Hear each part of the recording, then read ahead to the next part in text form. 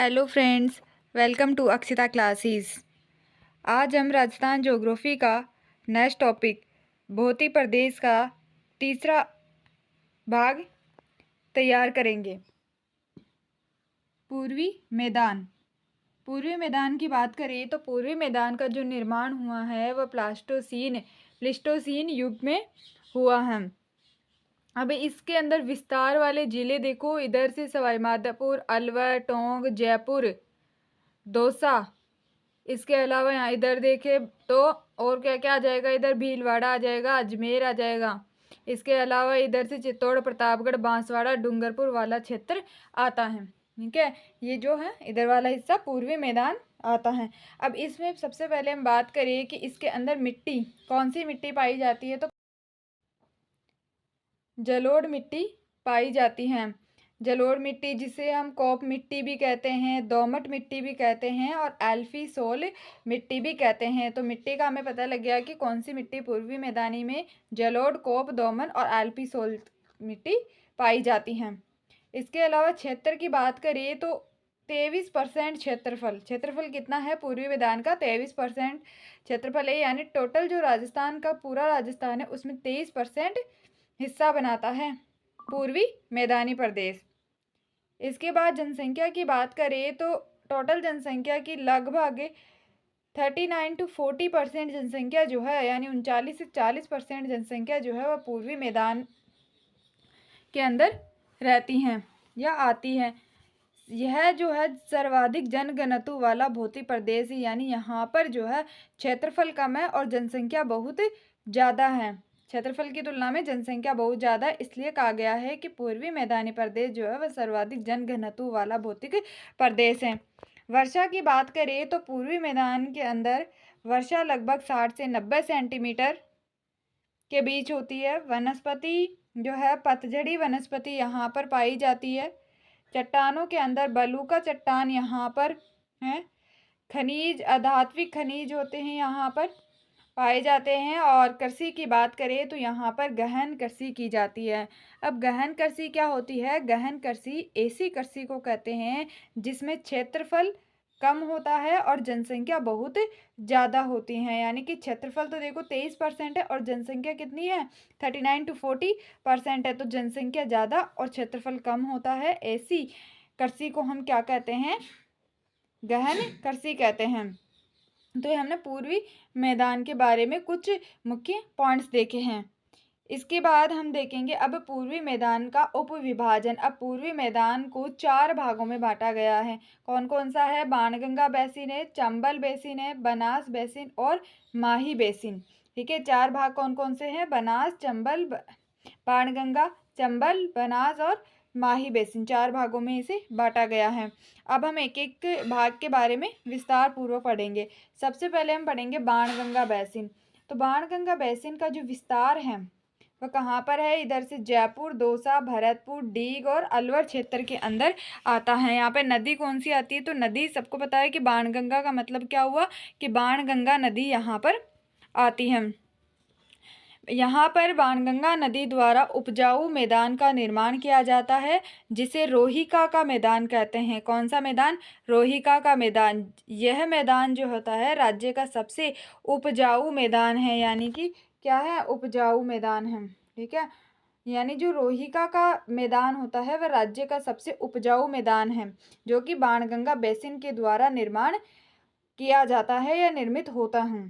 ठीक है, तो हमने बाणगंगा बेसिन का विस्तार देख लिया, कहाँ कहाँ पर है और यहाँ पर कौन सी नदी आती है? बाणगंगा आती है। यहाँ पर जिस मैदान का निर्माण किया जाता है उसे रोहिका का मैदान कहते हैं और यह राज्य का सबसे उपजाऊ मैदान है। ये हमने बाणगंगा के बारे में देखा है।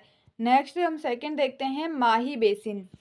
माही बेसिन का विस्तार बांसवाड़ा, डूंगरपुर और प्रतापगढ़ के अंदर है। ठीक है, और यहाँ पर नदी जो आती है वह माही नदी आती है। अब देखो यहाँ क्या देखा हमने कि माही बेसिन का 3 जिलों में देखा था, बांसवाड़ा, डूंगरपुर और प्रतापगढ़ वाले क्षेत्र में। अब यहाँ पर एक आता है छप्पन का मैदान। छप्पन का मैदान जो है वह बांसवाड़ा और डूंगरपुर के बीच माही नदी के किनारे का जो उपजाऊ मैदान होता है वह कौन सा मैदान है? छप्पन का मैदान। कई बार एग्जाम में ये पूछ लिया जाता है छप्पन का मैदान कौन से क्षेत्र के अंदर है, तो बांसवाड़ा और डूंगरपुर के बीच के अंदर है। ठीक है, इसके साथ ही एक मैदान और आता है यहाँ पर, दूसरा काठल का मैदान। ठीक है, काठल का मैदान भी बांसवाड़ा और डूंगरपुर का माही नदी द्वारा निर्मित मैदान है ये भी। ठीक है, तो दो मैदान तो इधर आ रहे हैं बांसवाड़ा और डूंगरपुर की तरफ। यहाँ पर एक मैदान और देखा गया है मेवल का मैदान, जिसे क्या कहा जाता है? मेवल का मैदान। मेवल का मैदान जो है वह बांसवाड़ा और प्रतापगढ़ के बीच में आता है। किसके? बांसवाड़ा और प्रतापगढ़ के बीच में। तो काठल और छप्पन का मैदान तो बांसवाड़ा और डूंगरपुर के बीच में है, और मेवल का मैदान जो है बांसवाड़ा और प्रतापगढ़ के बीच में है। तो ये हमने देख लिया माही बेसिन। नेक्स्ट हम थर्ड देखते हैं बनास बेसिन। बनास बेसिन जो है वह बनास नदी के द्वारा बनाया गया क्षेत्र है। इसका विस्तार जो है वह भीलवाड़ा, शाहपुरा, टोंक, ये क्या है? टोंक है यहाँ पर, टोंक, सवाईमाधोपुर और करौली क्षेत्र के अंदर आता है। ठीक है, भीलवाड़ा है, शाहपुरा है, इधर टोंक क्षेत्र आता है, टोंक, सवाईमाधोपुर और करौली के अंदर। यहाँ पर दो मैदान आते हैं बनास के अंदर। एक आता है मालपुरा करौली का मैदान, जिसका विस्तार कहाँ कहाँ पर है? टोंक, सवाईमाधोपुर और करौली वाले क्षेत्र में इधर है। ठीक है, टोंक, सवाईमाधोपुर और करौली के अंदर जो मैदान है कौन सा है? मालपुरा करौली का मैदान है। और एक आता है बनास बेसिन में ही खेराड़ का मैदान, जहाँ पर खेराड़ी बोली जाती है। इसका विस्तार है भीलवाड़ा, केकड़ी और शाहपुरा के अंदर। तो हमने क्या देख लिया? ये देख लिया हमने तीसरा बनास बेसिन, जिसका हमने विस्तार भी देख लिया और यहाँ पे जो मैदान है उनके बारे में भी देख लिया है, कौन कौन सी जगह कहाँ पर हैं। ठीक है, ये वाले मैदान जो एग्जाम में पूछे जाते हैं। फोर्थ हम देखते हैं चंबल बेसिन, जिसका विस्तार है धौलपुर, करौली और सवाईमाधोपुर क्षेत्र के अंदर है। यहाँ पर जो नदी आती है वह कौन सी आती है? चंबल नदी आती है।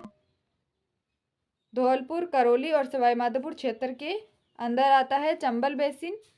यहाँ पर नदी द्वारा अवनालिका अपर्दन होता है, यानी कि जो चंबल नदी है उसके द्वारा क्या होता है? अपर्दन होता है यहाँ पर, और मिट्टी की क्या हो जाती है? कटाव हो जाता है और ऊबड़ खाबड़ भूभाग बन जाता है। ठीक है, उस ऊबड़ खाबड़ भूभाग को यहाँ पर क्या कहा जाता है? डांग या बीहड़ कहते हैं। तो डांग या बीहड़ क्षेत्र कहाँ पर है? चंबल बेसिन में आता है। ठीक है, इसके बाद हम डांग या बीहड़ क्षेत्र कहते हैं। तो डांग, कुछ मोस्ट इम्पोर्टेंट बातें इधर भी है कि डांग का राजा किसे कहते हैं? धौलपुर को। और डांग की रानी किसे कहते हैं? तो करौली को डांग की रानी कहते हैं। इस प्रकार से हमने पूर्वी मैदानी प्रदेश को या इस प्रकार हमने पूर्वी मैदानी प्रदेश को कंप्लीट थ्योरी के साथ अच्छे से पढ़ लिया है। Thank you.